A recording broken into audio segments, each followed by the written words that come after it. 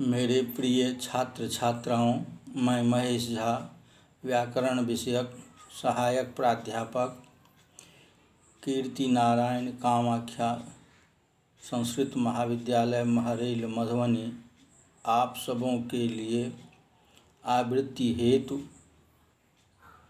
वैयाकरण सिद्धांत कौमुदी प्रथम भाग के हलंत स्त्रीलिंग प्रकरणस्थ सभी शब्द रूपों की जानकारी विषयक पाठ का द्वितीय भाग प्रस्तुत कर रहा हूँ।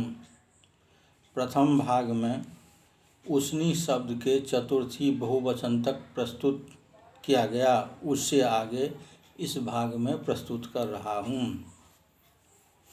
उसनी शब्द से पंचमी एक वचन में ङसी विभक्ति आने पर उसनी ङस इस संज्ञा लोप होने पर उसनी ङस उसनी अस स का ऋत विसर्ग एवं वर्ण सम्मेलन से उसनी ह रूप निष्पन्न होता है।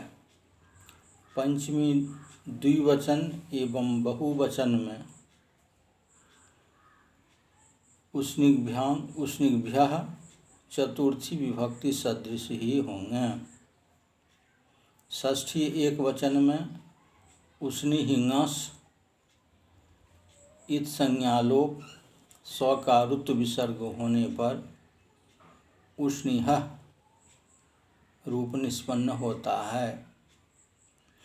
द्विवचन में उसनिह ओस इस स्थिति में स का ऋत विसर्ग एवं वर्ण सम्मेलन से उसनिहोह यह रूप निष्पन्न होता है।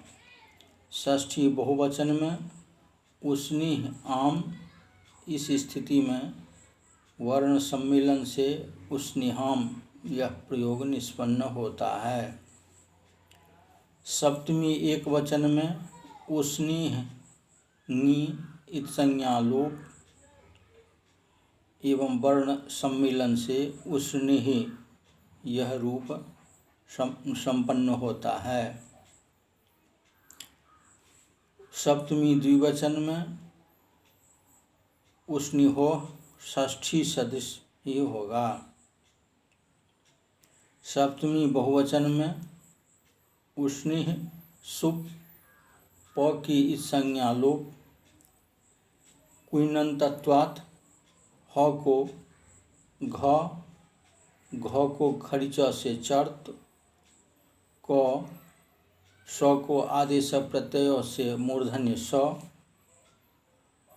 क और मूर्धन्य स के संयोग से अक्ष, इस प्रकार उसनिक्षु यह प्रयोग सिद्ध होता है।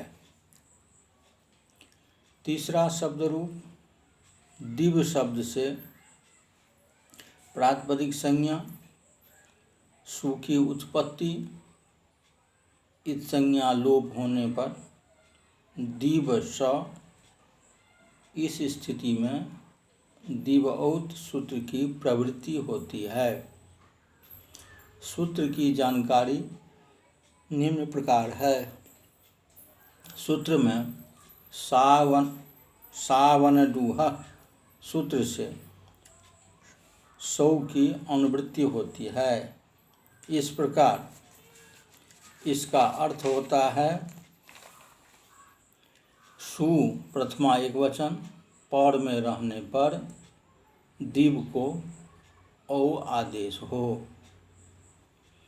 दिवह में षष्ठी विभक्ति है, इसलिए अलौन्त्यस्य परिभाषा की उपस्थिति से दिव के व के स्थान पर औ आदेश होगा। यहाँ स्थानीय के रूप में दिव धातु नहीं लिया जाता है, किंतु अव्युत्पन्न प्रातिपदिक दिव का ग्रहण होता है। केवल दिव शब्द स्त्रीलिंग है, किसी दूसरे शब्द के साथ समास करने पर वह पुल्लिंग में प्रयुक्त होता है। इस कारण यह संभव है। प्रकृत सूत्र अंगस्य अधिकार के अंतर्गत है, इसलिए दिव शब्दांत में भी यह सूत्र प्रवृत्त होगा। दी ओ स इस स्थिति में दी में इकार को यन, स को ऋत्व विसर्ग होने पर द्योह सिद्ध होता है। यहाँ पर एक अल को मानकर इस विधान के होने से स्थानीयवद भाव की संभावना नहीं है, इसलिए हालिन्याप सूत्र से स का लोप नहीं हुआ। द्विवचन में दिव औ इस स्थिति में वर्ण सम्मेलन से दिवो यह रूप निष्पन्न होता है। प्रथमा बहुवचन में दिवजस इस स्थिति में जकार की संज्ञा स का ऋत्व विसर्ग एवं वर्ण सम्मेलन से दिवः यह रूप बनता है। द्वितीया एक वचन में दिव अम इस स्थिति में वर्ण सम्मेलन से दिवम निष्पन्न होता है। द्विवचन एवं बहुवचन में प्रथमा सदृश ही रूप होंगे। तृतीया एक वचन में दिवटा इत संज्ञा लोप वर्ण सम्मेलन से दिवा रूप होता है। तृतीया द्विवचन में दिवभ्याम इस स्थिति में देवउत सूत्र की प्रवृत्ति होती है। सूत्र की जानकारी निम्न प्रकार है। सूत्र में इंग पदांतादति से पदांतात की अनुवृत्ति होती है, उसे सप्तमी विभक्ति में परिवर्तित किया जाता है पदांते। इस प्रकार अर्थ होता है पदांत में दिव शब्दावयव व के स्थान पर उ आदेश हो। इस प्रकार दी उ भ्याम इस स्थिति में यन होने पर द्युभ्याम यह रूप निष्पन्न होता है। इसी प्रकार तृतीया बहुवचन में द्युभि रूप होता है। चतुर्थी एक वचन में दिवंग इस स्थिति में नकार की इत संज्ञा लोप एवं वर्ण सम्मेलन से दिवे यह रूप होता है।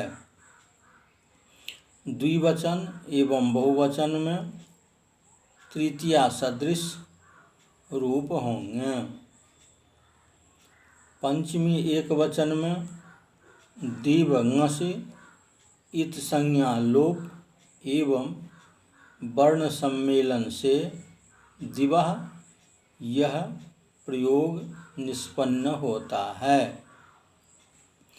द्विवचन एवं बहुवचन में चतुर्थी सदृश रूप होंगे। षष्ठी एक वचन में दिवंगस इत संज्ञा लोप स का ऋत्व विसर्ग एवं वर्ण सम्मेलन से दिवः यह रूप निष्पन्न होता है। द्विवचन में दिवओस इस स्थिति में स का ऋत्व विसर्ग एवं वर्ण सम्मेलन से दिवोह यह रूप निष्पन्न होता है। बहुवचन में दीव आम, इस स्थिति में वर्ण सम्मेलन से दिवाम यह रूप होता है। सप्तमी एक वचन में दिव्यंगी, इस स्थिति में नकार की संज्ञा लोप एवं वर्ण सम्मेलन से दिवि यह रूप निष्पन्न होता है। द्विवचन में षष्ठी सदृश ही रूप होगा।